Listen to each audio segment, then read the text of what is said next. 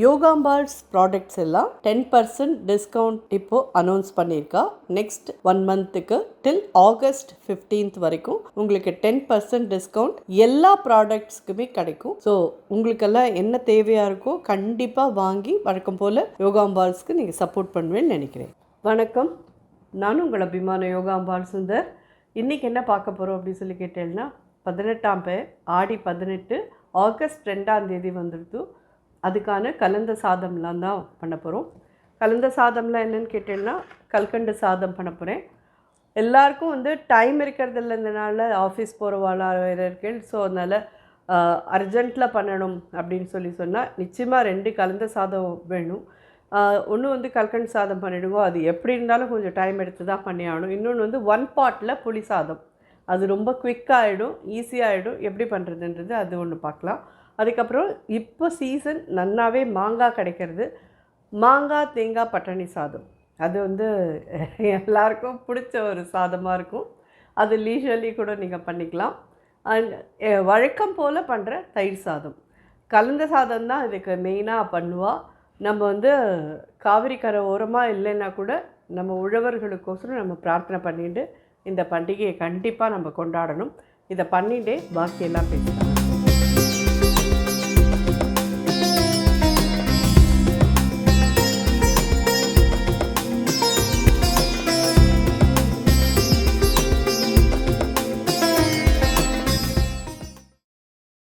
இது என்னன்னு கேட்டேன்னா, இந்த கப்பால் 1 கப்பு பச்சரிசி, அதை 1 லிட்டர் பால் விட்டு நல்லா குழச்சலாக குக்கரில் வச்சு வேக விட்டுட்டு, அப்புறம் வெளியில் திருப்பி இன்னும் 1 லிட்டர் பாலை விட்டு இந்த அளவுக்கு குழச்சிருக்கேன். பார்த்தீங்கன்னா தெரியும் உங்களுக்கு. நல்லா கிட்டத்தட்ட இந்த 1 கப் அரிசிக்கு 2 லிட்டர் பால் விட்டு இதை நல்லா குழச்சிருக்கேன். அப்போ தான் நல்ல வாசனையாக இருக்கும். ஏன்னா நான் அரிசி போட்டு பாலை விட்டு குக்கரில் வச்சு அதுக்கப்புறமா திருப்பி பாலை விட்டு குழச்சி இதெல்லாம் காமிக்கிறதுக்கு ரொம்ப டைம் ஆகிடுமேன்னு நான் இந்த மாதிரி பண்ணியிருக்கேன். ஹோப் இதை நீங்கள் எல்லோரும் புரிஞ்சுப்பேன்னு நினைக்கிறேன். முன்னாடி சில வீடியோக்களில் கூட நான் இந்த மாதிரி பாலை விட்டு எப்படி சாதம் வடிச்சுட்டு அதுக்கப்புறம் பாலை விட்டு அதை எத்தனை நாளைக்கு கொதிக்க விட்டுருக்கேன்லாம் பார்த்துருக்கேன். இந்த அளவுக்கு கெட்டியாகிற வரைக்கும் நல்லா பாலை விட்டு, ஒரு கால் உங்களுக்கு 2 லிட்டர் பால் கூட போரலைன்னா இன்னும் 1 கப்பு இந்த கப்பால் 1 கப் பால் விட்டு கூட கொதிக்க விட்டு இந்த மாதிரி கெட்டியாக்கிட்டுருக்கும். இதில் டைமண்ட் கல்கண்டு நான் பொடி பண்ணி வச்சுருக்கேன். 1 கப்பு கிராம்பா, 2 கிராம்பு இருக்குது பார்த்தீங்களா, 2 கப் கல்கண்டு பொடி பண்ணி போட்டிருக்கேன். இப்போ கல்கண்டு போட்டதுக்கப்புறமா இது கொஞ்சம் நீர்த்துக்கும். இந்த கிராம்பு எதுக்கு நான் கல்கண்டில் போட்டு வைப்பேன் அப்படின்னு சொன்னால், நம்ம இதை ஃப்ரிட்ஜில் வச்சு ஸ்டோர் பண்ணி வச்சுக்கலாம். ஆனால் அந்த ஃப்ரிட்ஜில் இருக்கிற ஈரத்தினால இந்த கல்கண்டு கசன்னு ஆகிடக்கூடாது இல்லையா. இதை போட்டு வச்சோன்னா அது கசன்னு ஆகாது, ட்ரையாகவே இருக்கும். அதேமாரி நீங்கள் சில சாமானெல்லாம் நிறையா வாங்கிட்டு அதை அப்படியே ஸ்டோர் பண்ணணும் அப்படின்னா, அந்த கடலை மாவு அதெல்லாம் இருக்குது இல்லையா, ரொம்ப நாளைக்கு அதெல்லாம் கொஞ்சம் தான் யூஸ் பண்ணுவோம். சில பேர் அதில் 2 பேர் தான் இருக்கா அப்படின்னா 1/2 கிலோ வாங்கினோன்னா ரொம்ப ஜாஸ்தி. அதை ஸ்டோர் பண்ணணும் அப்படின்னு சொன்னால், ஒரு தடவை நல்லா அடுப்பில் சூடு வர நல்லா வறுத்துட்டு அதை நல்லா ஒரு டப்பாவில் ஆறினப்புறம் டப்பாவில் போட்டு அதில் 2 கிராம்பு போட்டு வச்சுருங்கோ. பூச்சி வராமல் இருக்கும். அதுக்கு கடலை மாவில், ரவையில், மைதாவில் இந்த மாதிரி இருக்கிறதுலலாம் நீங்கள் டப்பாவில் போட்டு 2 கிராம்பை போட்டு வச்சுருங்கோ, பூச்சி வராத இருக்கும். நான் என்ன பண்ணுவேன்னா, டப்பாலையும் போட்டுட்டு கிராம்பையும் போட்டுட்டு ஃப்ரிட்ஜில் வச்சுடுவேன். ஏன்னா ரொம்ப சேஃபர் சைடில் ஃப்ரிட்ஜில் வச்சுட்டு மெதுவாக அப்பப்போ எப்போ வேணுமோ இப்போது இது பண்ணி எடுத்துக்கலான்ட்டு ஃப்ரிட்ஜில் வச்சுடுவேன். கிராம்பு மட்டும்தான் போடலாமா மாமி அப்படின்னு சொல்லி கேட்டீங்கன்னா, சில இதில் நீங்கள் பே லீஃப் போட்டு வச்சேன்னா கூட, பட்டையோ இல்லை பே லீஃபோ போட்டேன்னா கூட உங்களுக்கு பூச்சிலாம் வராத இருக்கும். பருப்புலலாம் நீங்கள் அதே மாதிரி மிளகா வத்தல் போட்டு வச்சுருந்தேன்னா வராத இருக்கும். ஆனால் மிளகா வத்தல் நல்ல மிளகா வத்தலாக இருக்கணும். மிளகா வத்தல்லையே வண்டு வரா மாதிரி இருந்ததுன்னா பருப்பில் எல்லாமும் வண்டு வந்துடும். அப்புறம் கல்கண்டெல்லாம் கரைஞ்சிட்டு பார்த்தீங்கன்னா தெரியும். குங்குமப்பூ ஒரு 10 ஸ்ட்ரிங் போட்டிருக்கேன். அதோடு சேர்ந்து நல்லா கொதிக்கணும். அது சாதத்தோட உருவமே தெரியாமல் எப்படி இருக்குது பார்த்தீங்களா. இப்படி ஆகணும்னா நல்லா பாலை விட்டு வெடிச்சிட்டு பாலிலேயே நல்லா குழச்சல்னா தான் அது இந்த அளவுக்கு உருவம்லாம் ஆகும். இதுக்கு டோட்டலாக எவ்வளோ நாழி ஆச்சு மம்மி அப்படின்னு சொல்லி கேட்டீங்கன்னா, குக்கரில் வச்சு இது பண்ணுறதுக்கு ஒரு 20 மினிட்ஸ், வெளியில் எடுத்து ஒரு 20 மினிட்ஸாக நல்லா பாலில் கொதிக்க வச்சு வச்சுருக்கேன். ஸோ எங்களுக்கு டைம் இல்லை இவ்வளோலாம் பண்ணுறதுக்கு, குயிக்காக ஆகிறதுக்கு ஏதாவது வழி இருக்கா மம்மி அப்படின்னு சொல்லி கேட்டேன்னா, இந்த சாதம் எடுத்துக்கிற இடத்துல நீங்கள் வந்துட்டு அவலை வேணால் ஊற வச்சு நல்லா வெந்நீரை விட்டு களைஞ்சி எடுத்துட்டு திருப்பி அவலை நல்லா ஊற வச்சுட்டு, அதே மாதிரி பால் ஆல்ரெடி கொதிக்க வச்சு வச்சுருங்கோ. அந்த பாலில் அவலை போட்டேன்னா நல்லா உருவம் இல்லாமல் நல்லா மசிஞ்சாயிடும். அதில் நீங்கள் இந்த மாதிரி அதுக்கப்புறமா குங்குமப்பூ போட்டு கல்கண்டை போட்டு நல்லா கொதிக்க விட்டு எடுத்துட்டேன்னா எடுத்துக்கலாம். அது கொஞ்சம் சாதத்துக்கு எப்படி ப்ரெஷர்லாம் கொடுத்து எடுத்து இறக்குறீங்களோ அந்த மாதிரிலாம் இல்லாமல் குவிக்காக ஆகிறதுக்கு வழி இருக்குது. ஒரு 1/4 டீஸ்பூன் ஏலக்காய் பொடி போடுறேன். ரொம்ப திளக்கு பிளக்குன்னு தெரிக்கும், பார்த்து பண்ணிக்கோங்க, மேலே பட்டுன்றாதீங்கோ. ஸோ இது ஆல்மோஸ்ட் ரெடி ஆகிடுது. ஒரே ஒரு ஸ்பூன் நெய் விடுறேன். ஸோ இந்தளவுக்கு கெட்டியாக இருந்தால் போதும். இன்னும் ஆற கெட்டியாகிடும் இது. ஸோ இந்த ஸ்டேஜில் இதை இறக்கி வச்சுக்கலாம்.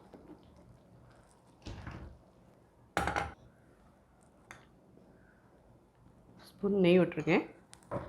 ஒரு 10 முந்திரி பருப்பு, ஒரு 10 பாதாம் பருப்பு, இல்லை திராட்சைப்பழம் போட்டுக்கணுன்றவாளுக்கு உங்கள் சௌகரியம். நீங்கள் திராட்சைப்பழம் போட்டுக்கிறேன்னா அதையும் போட்டு தாளித்து இது பண்ணலாம். அடுப்பு அனுப்பிச்சிடுறேன். இதில் போட்டுடலாம். ஜோரான கல்கண்டு சாதம் தயார். கல்கண்டு சாதத்துக்கும் கல்கண்டு பாத்துக்கும் வித்தியாசம் உண்டு. கல்கண்டு பாத் அப்படிங்கிறது சிதம்பரம் நடராஜர் கோயிலில் பண்ணுறது. அது ஜீரக சம்பா சாதத்தில் குங்குமப்பூவை போட்டு குக்கர்லேயே அப்படியே சாதமாக வெடிச்சுட்டு அதுக்கப்புறமா அந்த முழு கல்கண்டை போட்டு பண்ணுறதுக்கு பேர் கல்கண்டு பாத். இது கல்கண்டு சாதம். கல்கண்டு சாதம் பாலில் வேக வச்சு பண்ணுறதுக்கு பேர் கல்கண்டு சாதம். ஸோ ஒரு சின்ன பீஸ் பச்சை கற்பூரம் போடுறேன். ஜோரான கல்கண்டு சாதம் தயார். 18ஆம் பேருக்கு. அடுத்த ஐட்டம் பார்க்கலாம். இப்போ நம்ம 1 பாட்டில் புளி சாதம் எப்படி பண்ணுறதுன்னு பார்க்க போகிறோம். நல்ல ஒரு பெரிய எலுமிச்சம்பழம், நல்ல பெரிய எலுமிச்சம்பழத்துக்கு புளி எடுத்து நல்லா கரைச்சி ஒரு 4 கப் கிட்ட வச்சுருக்கேன். இந்த கப்பால், இந்த கப்பில் தான் 2 கப்பு ரைஸ் எடுத்திருக்கேன். 2 கப் ரைஸுக்கு 4 கப்பு புளிஜலம் வேணும். இதை எடுத்து வச்சுருக்கேன். அதுக்கு இந்த 2 கப் ரைஸுக்கு கண்டிப்பாக பெரிய எலுமிச்சம்பழத்து அளவுக்கு புளி எடுத்து நீங்கள் நல்லா கரைச்சி எடுத்துட்டுருக்கோம். ஃபஸ்ட்டு இதுக்கு ஒரு பொடிக்கு வறுத்து எடுத்துணும்ல எல்லாமே. ஜஸ்ட் 2 மிளகா வத்தல், ஒரு 1/2 டீஸ்பூனுக்கும் கம்மியாக ஒரு 1/4 டீஸ்பூன் கிட்ட மிளகு போட்டுக்கோங்களேன். பொருள் ரொம்பலாம் வேணும்னு அவசியம் இல்லை. ஒரு 1/4 டீஸ்பூன் மிளகு போட்டிருக்கோம். ஒரு 1/2 டீஸ்பூன் கிட்டக்க தனியாக போட்டுக்கோங்க. 1 டீஸ்பூன் கிட்டக்க வெள்ளை எள்ளு போட்டுக்கோங்க. ஒரு 1/4 டீஸ்பூன் வெந்தயம். அரிசியை களைஞ்சி எடுத்து வச்சுருக்கேன். 2 தடவை வாஷ் பண்ணிவிட்டு எடுத்து வச்சுருக்கோம் பச்சரிசி சாதத்தை. இந்த மாதிரி 4 கிழமை சுவாமி நைவேத்தியம் அப்படின்னு சொல்லி சொன்னால் நீங்கள் பச்சரிசி சாதம் யூஸ் பண்ணுறது தான் நல்லது. அடுப்பை அனுப்பிச்சுடுறேன். நல்லா செவந்து வெடித்து இதை ரெடியாக எடுத்து இதை அப்படியே பவுட்ரு பண்ணிவிட்டு புளி சாதம் பண்ணிவிட்டு திறந்துட்டு மேலே இதை தூவி பண்ணினோன்னா ரொம்ப ரொம்ப நல்லாயிருக்கும். ஸோ இது ஆறுன விட்டும் பொடி பண்ணிக்கலாம். இது நல்லெண்ணெய் ஒரு 6 ஸ்பூன் கிட்டே விட்டுருக்கேன். புளியஞ்சாதம் அப்படின்னு சொல்லி சொன்னாலே கொஞ்சம் எண்ணெய் நிறையா இருந்தால் தான் நல்லாயிருக்கும்.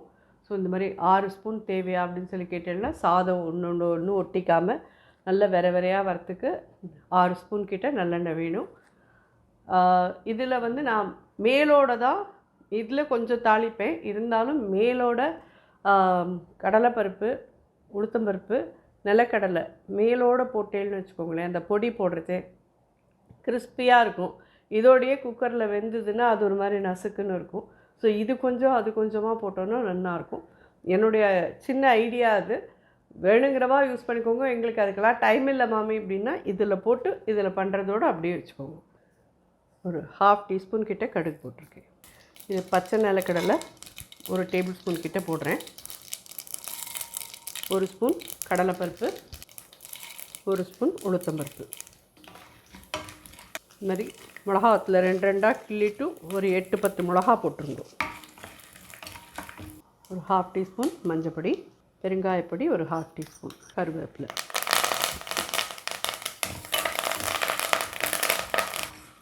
எல்லாம் நல்லா எண்ணெயில் பொரிஞ்சாச்சு. இப்போ புளி ஜலத்தை விட்டுடலாம்.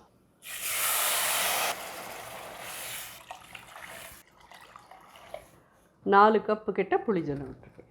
இந்த 1 பார்ட் புளி சாத்துக்கு தேவையான அளவு 3/4 டீஸ்பூன் கிட்ட உப்பு போடுறேன்.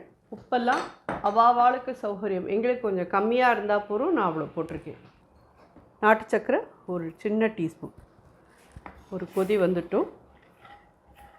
ஒரு கொதி வந்ததுக்கப்புறமா களைஞ்சி வச்சுருக்கிற இந்த அரிசியை போட்டுட்டு மூடி, அதுக்கப்புறமா எக்ஸாக்ட்லி 2 விசில் தயாராகிடும்.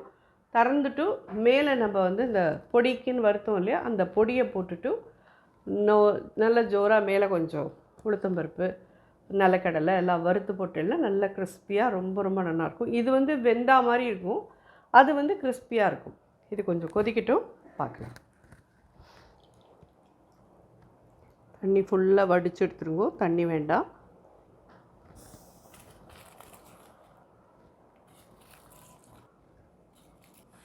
இது நல்லா கொதி வந்துடுத்து. கொதிக்கிறது இந்த ஸ்டேஜில் இதை மூடிடலாம். இந்த ஸ்டேஜில் நாங்கள் மேலே இந்த பொடியை போட்டுக்கலாம் மம்மி, இதுலேயே போட்டுடுறோம் அப்படிங்கிறவா இந்த பொடியை இந்த இடத்துல போட்டு நீங்கள் பண்ணிடலாம். ஆனால் மேலே போட்டேன்னா அது ஒரு நல்ல வாசனையோடு இருக்கும்.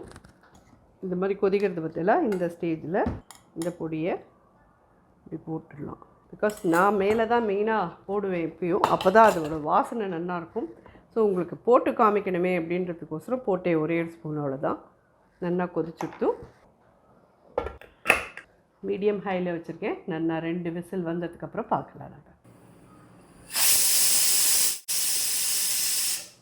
ஸோ அந்த புளி சாதத்தோட இது ப்ரெஷர் இறங்கட்டும். ஒரு 10 நிமிஷம் கழிச்சு அதை பார்க்கலாம்.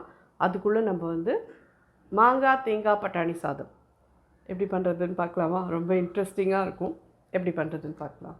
பார்த்தீங்கன்னா பட்டாணியும் தேங்காயும் ஒரே இது தான், மாங்காய் மட்டும் கொஞ்சம் அதிகமாக இருக்குது. கொஞ்சம் ஏன்னா புளிப்பே இல்லை இந்த மாங்காயில். அதனால் நீங்கள் சாப்பிட்டு பார்த்துட்டு மாங்காய் ரொம்ப புளிப்பாக இருக்குன்னா பட்டாணியும் தேங்காயும் எவ்வளோ இருக்கோ அதே அளவுக்கு எடுத்துக்கோங்க. ஒரு 5 ஸ்பூன் கிட்ட எண்ணெய் விட்டுருக்கேன். நார்மல் எண்ணெய் எடுத்துக்கோங்க, இல்லை நல்லெண்ணெய் எடுத்துக்கோங்க. இது 2 தான் நல்லாயிருக்கும். அதுக்கு ஒரு 1/4 ஸ்பூன் கடுகு போட்டிருக்கேன். மிளகாவத்தல் ஒரு 2-3 போட்டுருக்கேன். நிலக்கடலை ஒரு டேபிள் ஸ்பூன் கிட்டக்கு, கடலைப்பருப்பு ஒரு ஸ்பூன், உளுத்தம்பருப்பு ஒரு ஸ்பூன், பெருங்காயப்பொடி ஒரு 1/4 டீஸ்பூன், 1/4 டீஸ்பூன் மஞ்சள் பொடி,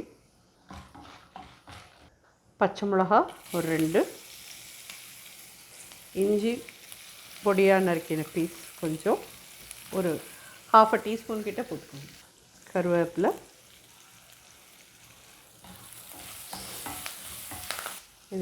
இது ஃப்ரோசன் பட்டாணி ஒரு கப் எடுத்துக்கிறேன்.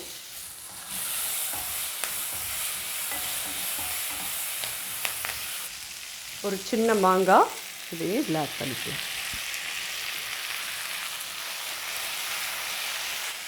தேங்காய் திருகல் ஒரு சின்ன கப்.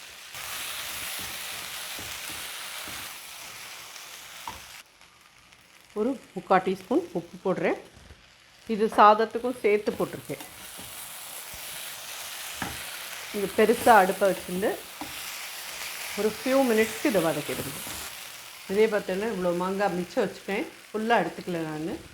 ஸோ அந்த மாங்காய் பட்டாணி தேங்காய் 3 ஒரே அளவு இருக்கட்டும். பார்த்தீங்கன்னா நல்லா வதங்கிடுது. ஈஸியாக சீக்கிரம் வதங்கிடும். இது ரொம்ப நாளெலாம் ஆகாது. சாதம் அந்த ரைஸ் குக்கர் கப்பால் தான் வெடித்தேன். இது 1 கப் ரைஸ். அடுப்பு அரைச்சுட்டு இதை நல்லா மிக்ஸ் பண்ணிக்கலாம். இதில் கொஞ்சம் கொத்தமல்லி,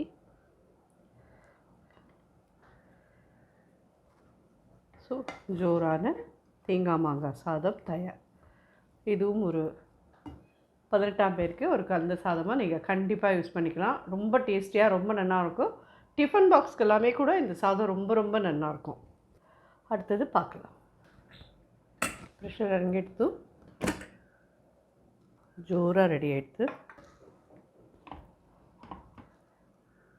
இது பொடி பண்ணியிருக்கோம் இல்லையா, இது மேலே வந்து ஒரு 2 ஸ்பூன்லேருந்து 3 ஸ்பூன் போடுவோம். நம்ம பண்ணினதே அவ்வளோதான், 1 ஸ்பூன் அதுலேயே போட்டோம். இறக்கி வச்சுக்கிறேன். நல்லெண்ணெய் ஒரே 1 ஸ்பூன் விட்டுக்கிறேன். பச்சை நிலக்கடலை ஒரே 1 ஸ்பூன், உளுத்தம்பருப்பு ஒரு சின்ன டீஸ்பூன், முந்திரி பருப்பு 10. இதை மேலே கொஞ்சம் நம்ம இந்த நிலக்கடலையும் இதுவும் அது பின்ன உளுத்தம்பருப்பும் போட்டோன்னா புளிசாதம் அப்படியே நல்ல ஒரு கரன்னு ஒரு இதுவோடு இருக்கும். உடனே சாப்பிட்றவாளுக்கு கையில் தான் எடுத்துன்னு போகிறோம் அப்படின்னா இதில் போட்டிருக்கிறதே நல்லா தான் இருக்கும். இதை மேலே போட்டுடலாம். கொஞ்சமாக ஃப்ரெஷ்ஷாக கருவேப்பிலையும் போட்டு நல்லா ஜோராக கலந்து எடுத்து வச்சிட்டோன்னா 1 பாட் புளி சாதம் ரொம்ப அருமையாக வாசனையாக இருக்குது. கம நீங்கள் ஜோரான 1 பாட் புளி சாதம் தயாராகிடுது. கண்டிப்பாக இது உங்கள் எல்லாருக்குமே உபயோகமாக இருக்கும். நிச்சயமாக செஞ்சு பார்த்துட்டு எப்படி இருந்தது எனக்கு ஃபீட்பேக் சொல்லுங்கள். அடுத்த ஐட்டம் பார்க்கலாம். ஸோ சாதத்தை நல்லா வெடித்து நல்லா குழச்சலாக பிசைஞ்சுட்டேன் தயிர் சாதத்துக்கு. இது அதே 1 கப்பு ரைஸ் தான். இதுக்கு ஒரு 1/2 டீஸ்பூன்லேருந்து 3/4 டீஸ்பூன் உப்பு போட்டுக்கோங்க. தயிர் சாதத்துக்கு கொஞ்சம் உப்பு கம்மியாக போட்டுட்டேன்னா ரொம்ப நாளைக்கு ஆனால் கூட புளிக்காமல் இருக்கும். இதில் ஒரு அடிஷ்னல் டேஸ்ட்டுக்கு உங்களுக்கு ஒரு 1/2 டீஸ்பூன் கிட்டக்க வெண்ணெய் போட்டுக்கிறேன். இதெல்லாம் நல்லா சேர்த்து பிசைஞ்சுடலாம். ஒரு தடவை உப்பு வெண்ணெய் எல்லாத்தையும் பாலை விட்டுக்கலாம். நல்லா ஒரு டம்ளர்லேருந்து 1.5 டம்ளர் கிட்ட பால் விட்டுருவோம். தயிர் சாதத்துக்கு பால் வேணுமா அப்படின்னு கேட்டேன்னா தயிர் சாதத்துக்கு தான் பால் விடணும். ஏன்னா தயிர் சாதங்கிறது லொல்லுன்னு புளிச்சு போய் சாப்பிட்டா அது நல்லாவே இருக்காது.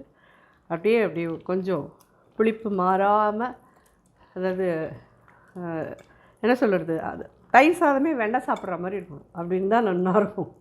தயிர் 1 ஸ்பூன், 2, 3, 4 ஸ்பூன் போட்டிருக்கேன். அவ்வளோதான்.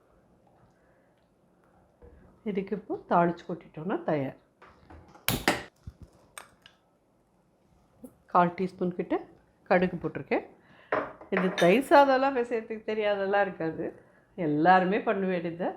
இருந்தாலும் நம்ம வந்து இந்த மாதிரி பால் நிறைய விட்டு ஒரு துளி வெண்ணெய் போட்டு உப்பு கொஞ்சம் கம்மியாக போட்டு நல்லா குழச்சலாக சாதம் வடித்து பண்ணினேன்னா ரொம்ப நாளைக்கு இது வந்து புளிக்காமல் இருக்கும்.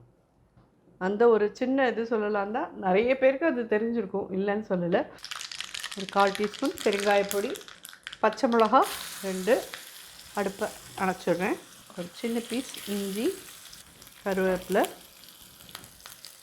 இது எல்லாத்தையுமே இந்த சாத்தில் ஆட் பண்ணி. இதில் வந்து நிறைய பேர் உளுத்தம்பருப்பு சேர்ப்பேன். எனக்கு வந்து தயிர் சாதத்தில் உளுத்தம்பருப்பு சேர்க்கறதுல உடன்பாடு கிடையாது. அது நான் நிறைய தடவை சொல்லியிருக்கேன். தயிரும் உளுந்தும் சேர்கிறதே சரி கிடையாதுன்னு சொல்லிவிட்டு. அதுவும் நாள் கிழமையில் தயிரும் உளுந்தும் சேர்க்க வேண்டாம். ஜென்ரலான நாளில் நம்ம தயிர் வடையெல்லாம் பண்ணி சாப்பிடுவோம். சுவாமி நைவேத்தியம் இது அப்படிங்கிறது இது தயிரும் உளுந்தும் சேர்க்காமல் பார்த்துக்கோங்க. கொத்தமல்லி போடுறேன். நல்லா எல்லாத்தையும் மிக்ஸ் பண்ணிட்டோன்னா இதில் நீங்கள் வந்து திராட்சைப்பழம் இல்லை மாதுளம்பழம் இதெல்லாம் போட்டுக்கிறேன்னா உங்கள் சௌரியம். ஜோராக போட்டு எல்லோரும் இதெல்லாத்தையும் சுவாமிக்கு நைவேத்தியம் பண்ணிவிட்டு நீங்கள் எல்லோரும் எடுத்துக்கலாம். இந்த 18ஆம் பெயர் அப்படின்னு சொல்லுறதே இன்றைக்கி வந்து காவிரி தண்ணி புதுசாக திறந்து விடுவா. அதனால தான் எல்லோரும் அவ்வளவா ஆற்றுல முளைப்பாரிலாம் பண்ணி வச்சுட்டு, முளைப்பாரின்னா என்னன்னு கேட்டேன்னா நவதானியத்தையும் ஊற வச்சு அதை வந்து ஒரு புது மண் இதில் அதாவது சட்டியில் வந்து அதை வந்து முளைக்க வச்சு அது நல்ல பெருசாக முளைச்சிருக்கும். அதை வந்து ஆற்றுங்கரைக்கு எடுத்துகிட்டு வந்துட்டு இந்த காவிரி தாய்க்கு நன்றி சொல்கிற மாதிரி அதை கரைச்சிவிட்டு காவிரி தாய்க்கு பூஜை எல்லாம் பண்ணி கற்பூரெல்லாம் காமிச்சு எல்லாம் பண்ணுவாள். புதுசாக கல்யாணம் ஆனவாள்லாம் அங்கே வந்து தாலி பிரித்து கோத்து வேறு புது திருமங்கல்ய சரடு கட்டி எல்லாம் பண்ணிப்பாள். ஏன்னா நம்மளோட நாட்டில் வந்து நதி எல்லாமே ஒரு பெண் வடிவில் பார்த்து நம்ம வந்து அவளெல்லாம் நதிகளையே நம்ம வர்ஷிப் பண்ணிட்டுருக்கோம். மோரோவர் நமக்கு உழவர்களுக்கெல்லாம் நன்றி சொல்லக்கூடிய ஒரு இது, அதாவது உழவர்கள் வந்து காவிரி தாய்க்கு நன்றி சொல்லக்கூடிய ஒரு நாள். ஏன்னா தண்ணி இருந்தால் தான் அவள் உழவு செய்ய முடியும். உழவு செஞ்சால் தான் நமக்கு எல்லாருக்கும் அரிசி கிடைக்கும். ஸோ அதனால் நம்ம வந்து இந்த நாளில் நம்ம யாராலையும் காவிரியை தேடின்னு போக முடியல, நம்ம எல்லாரும் எங்கெங்கெல்லாமோ வெளிநாட்டிலலாம் வேறு இருந்தோன்னா கூட இருக்கிற இடத்துலேருந்தே எல்லாரும் காவிரி தாய்க்கு ஒரு நன்றி சொல்லிட்டு உழவர்களுக்கோசரம் ஒரு பிரார்த்தனை பண்ணிட்டு எல்லாரும் நல்லா இருக்கணும், க்ஷேமமாக இருக்கணும், சௌக்கியமாக இருக்கணும்னு சொல்லி பிரார்த்தனை பண்ணிப்போம். அவள் எல்லாரும் நிஜமாலுமே இவ்வளோ கஷ்டப்பட்டு உழவு பண்ணி அரிசி கொடுத்தா தான் நம்ம எல்லோரும் இன்றைக்கி விதவிதமாக கலந்த சாதம்லாம் பண்ணி சாப்பிட முடியறது. ஸோ அந்த ஒரு இதுக்கோசரமாவது நம்ம வந்து எப்பயுமே காவிரி தாய்க்கும் உழவர்களுக்கும் நன்றி சொல்லின்னு இருக்கலாம். ஹோப் இந்த வீடியோ உங்கள் எல்லாருக்கும் நிச்சயமாக பிடிச்சிருக்குன்னு நினைக்கிறேன். ஒரு டிஷ்ஷுமே டிஃப்ரெண்ட்டாக பண்ணியிருக்கேன். கண்டிப்பாக எல்லோரும் ட்ரை பண்ணி பார்த்துட்டு சுவாமிக்கு நைவேத்தியம் பண்ணிவிட்டு சாப்பிட்டு பார்த்துட்டு எப்படி இருந்து எனக்கு ஃபீட்பேக் சொல்லுங்கள். நன்றி, வணக்கம். ஹாப்பி ஆடி 18.